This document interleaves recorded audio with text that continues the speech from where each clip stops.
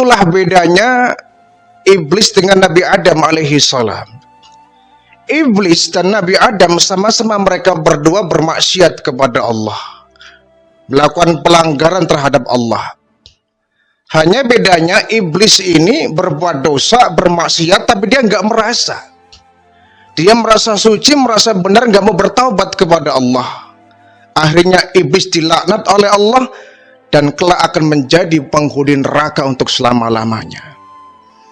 Adapun Nabi Adam alaihissalam, dengan segala rendah hatinya beliau mengakui dosanya, mengakui kesalahannya, dan dia bertaubat kepada Allah Subhanahu wa Ta'ala.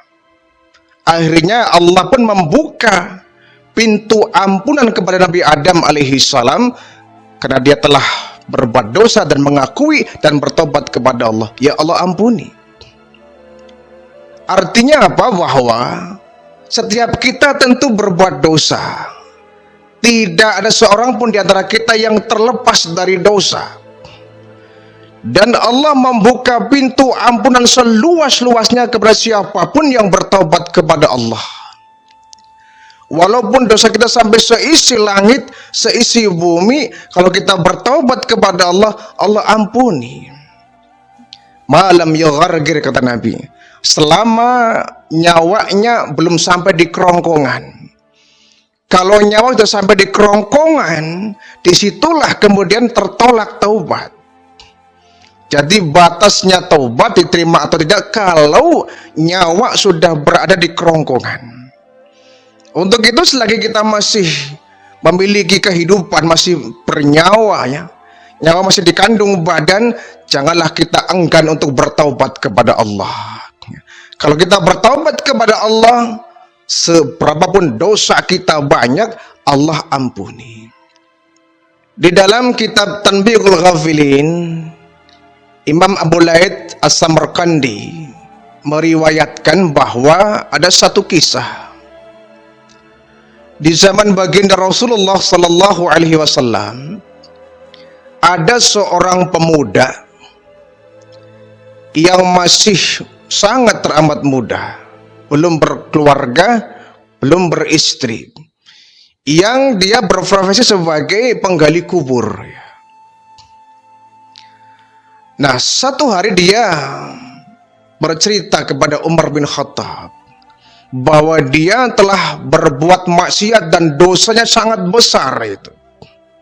Dia ngadu, wahai Umar bin Khattab, saya mau konsultasi, saya mau curhat. Cara kita, ya, ada apa kok? Saya telah berbuat dosa dan dosanya sangat begitu besar. Kira-kira Allah ampuni atau tidak? Yang Umar menjawab, kalau kau bertobat Allah ampuni. Apa iya? Karena dosaku begitu besar, begitu parah dosaku ini. Emangnya kau pernah berbuat apa? Jadi begini, saya kan berprofesi sebagai penggali kubur. Saya pernah mendapati seorang mayat gadis cantik. Saya nggak kuat menahan emosi dan nafsu, saya setubuhi itu mayat. Umar bin Khattab kaget luar biasa itu, terkejut luar biasa. Belum pernah mendengar ya, kisah semacam ini, kaget dia, shock ya. Kamu keterlaluan sekali. Kamu menyetubuhi seorang jenazah? Iya. Kira-kira dosaku diampuni atau tidak? Umar terpukul mendengar cerita ini, langsung beliau menangis berurai air mata. Beliau begitu kaget mendengar berita itu. Ya kalau begitu, coba kamu menghadap ke baginda Rasul, kau konsultasi. Iya, cuma aku nggak berani. Aku nggak berani. Ya kamu kan bisa berbuat dosa, kamu harus berani mengadu kepada baginda Rasul. Apapun nanti akan diputuskan oleh baginda Rasul, kamu terima. Nah, Umar ini kemudian masuk ke rumah baginda Rasulullah dalam kondisi masih berurai air mata. Ya. Masuk ke rumah Rasulullah, Nabi pun buka pintu. Nabi agak sedikit ya, kaget. Ya. Ini Umar bin Khattab masuk ke rumah Rasulullah dalam kondisi seperti orang menangis itu. "Wahai Umar, ada apa kau? Tumben-tumben kau masuk ke rumahku dalam kondisi menangis, ada apa?" "Ya Rasulullah, di depan rumahmu ada anak muda yang dia ingin berkonsultasi karena dia telah berbuat dosa, berbuat maksiat yang dia mengatakan sangat besar dosanya.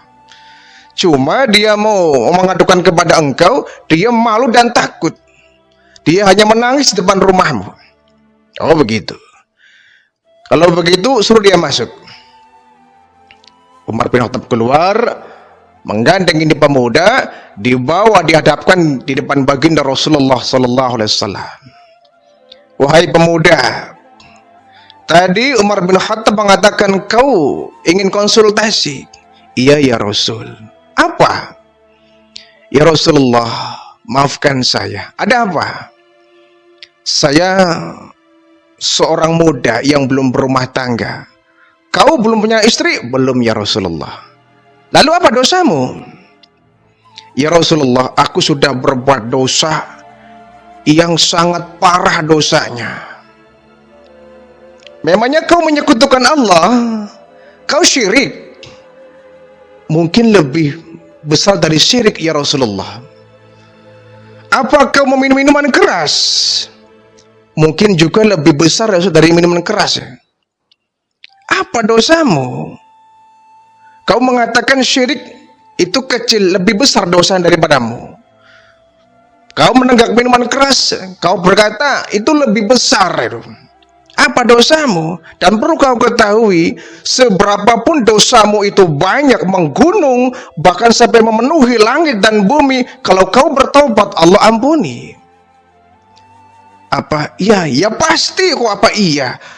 Asalkan kau bertaubat dan kau menyesali perbuatanmu dan berjanji untuk tidak mengulangi kembali, Allah ampuni dosamu." "Memangnya kau punya dosa apa?" kata baginda Rasul. "Begini ya Rasulullah, saya akan punya pekerjaan sebagai penggali kubur." "Iya, lantas?" "Satu hari ya Rasul, aku menggali kubur untuk seorang jenazah perempuan, masih gadis, masih cantik.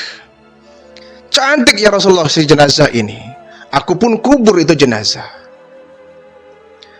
Begitu orang sudah pada pulang, saya gali kembali itu kuburan. Saya ambil itu jenazah, saya angkat ke atas. Kemudian saya buka kain kafannya. Itu jenazah itu masih sangat segar ya Rasul, cantik luar biasa. Kemudian aku pun pergi. Namun aku nggak kuasa menahan nafsu saya kembali ke tempat itu. Lalu itu ya Rasul, jenazah si perempuan gadis ini saya setubuhi, saya gauli, saya perkosa, saya zinai itu jenazah. Sampai kemudian aku puas, klimaks ya, aku pun pergi. Tapi belum sempat aku pergi ya Rasul, ini jenazah kemudian tiba-tiba bangun. Jenazah bangun dan berkata, "Wahai pemuda, celaka kamu. Tidakkah engkau takut kepada Allah? Tidakkah engkau malu kepada Allah? Perbuatanmu akan diminta bertanggung jawab di hadapan Allah. Aku sudah dimandikan suci bersih, tapi kau buat aku memiliki janabah. Aku memiliki hadas besar. Celaka tindakan wahai pemuda." Saya tertegun ya Rasul. Mendengar kisah ini, Nabi semula duduk bangkit itu, bangun dalam kondisi mata merah, marah betul itu baginda Rasulullah. Apa kata Rasul? "Wahai pemuda fasik, keterlaluan kamu. Kok bisa-bisanya kamu manusia masih hidup menzinai jenazah yang sudah meninggal dunia? Terlalu kamu itu. Kamu pantas masuk neraka. Kamu layak untuk masuk ke neraka dan kamu nggak pantas masuk ke surga. Perbuatanmu sudah keterlaluan." Nabi marah. "Pergi kau dari sini." Diusir itu bermuda. Ini pemuda selesai bercerita, disuruh keluar oleh baginda Rasul, nangis sejadi-jadinya ini. Dia menyesal. Kemudian menurut satu riwayat, ini pemuda bertaubat kepada Allah ya. Selama 40 hari 4 malam dia nggak keluar rumah, dia sujud ya. Berdoa, bertaubat kepada Allah, minta diampuni dosanya. Dalam doanya dia memohon, ya Allah, wahai Allah ya, Tuhan pencipta Muhammad, Tuhan pencipta Adam, Tuhan pencipta Hawa, ya Allah, aku telah berdosa dan dosaku sangat begitu besar ya Allah. Aku menyesal, aku bertobat kepadamu ya Allah. Ampuni ya Allah, dengan segala dosaku yang sangat begitu parni, ampuni ya Allah. Jikalau engkau telah mengampuniku ya Allah, tolong sampaikan kepada Rasulmu baginda Nabi Muhammad. Kalau engkau tidak mengampuniku ya Allah, maka kirimkan saat ini juga api dari langit, bakar tubuhku. Tapi aku minta ya Allah, bakar tubuhku di dunia ini, dan jangan engkau bakar tubuhku di akhirat. Akhirnya ya Allah ampuni. Dia bertobat, dia menyesali, dia bertobat nasuha, Allah ampuni. Lalu kemudian Allah pun memerintahkan malaikat Jibril untuk menemui baginda Rasulullah, menyampaikan bahwa dosa si pemuda ini diampuni oleh Allah. Malaikat Jibril turun menemui baginda Rasulullah sallallahu alaihi wasallam. Wahai Muhammad, saya menyampaikan salam dari Tuhanmu. Nabi menjawab, Allah lah Maha Assalam. Ada apa Jibril? Muhammad, aku mau bertanya kepadamu. Iya. Apakah engkau yang menciptakan makhluk seluruh alam jagat raya ini? Ya tentu bukan, Allah lah yang menciptakan. Baik. Apakah engkau yang memberikan rizki kepada seluruh makhluk? Tentu bukan Jibril, Allah lah yang memberikan semua rizki makhluk-makhluknya. Oke Muhammad, saya mau bertanya, apakah engkau pula yang mengampuni dosa-dosa seluruh manusia? Tentu bukan Jibril, Allah lah yang mengampuni dosa-dosa setiap manusia yang melakukan maksiat. Baik. Saat ini Allah memberikan pesan kepadaku untuk menyampaikan kepadamu bahwa dosa pemuda tadi yang berkonsultasi kepadamu, yang telah menzinai seorang jenazah perempuan cantik, Allah ampuni dosanya Muhammad. Allah ampuni, Allah ampuni. Maka maafkanlah dia, kata malaikat Jibril. Ya Rasulullah nggak punya pilihan, karena Allah sudah mengampuni. Nabi pun langsung memaafkan dosa pemuda tadi. Kemudian dipanggillah itu pemuda di hadapan baginda Rasul. Wahai pemuda, kau beruntung. Kenapa ya Rasul? Dosamu Allah ampuni. Iya ya Rasul, aku bertobat kepada Allah, aku menyesali, aku berjanji nggak akan pernah ya Rasul aku mengulangi kembali. Iya. Kau sudah diampuni dan jangan pernah kau ulangi hal seburuk itu. Iya ya Rasul. Inilah kisah dari Tanbihul Ghafilin, artinya bahwa dosa manusia separah apapun, sebesar apapun, dia bertaubat kepada Allah, Allah pasti mengampuni taubatnya.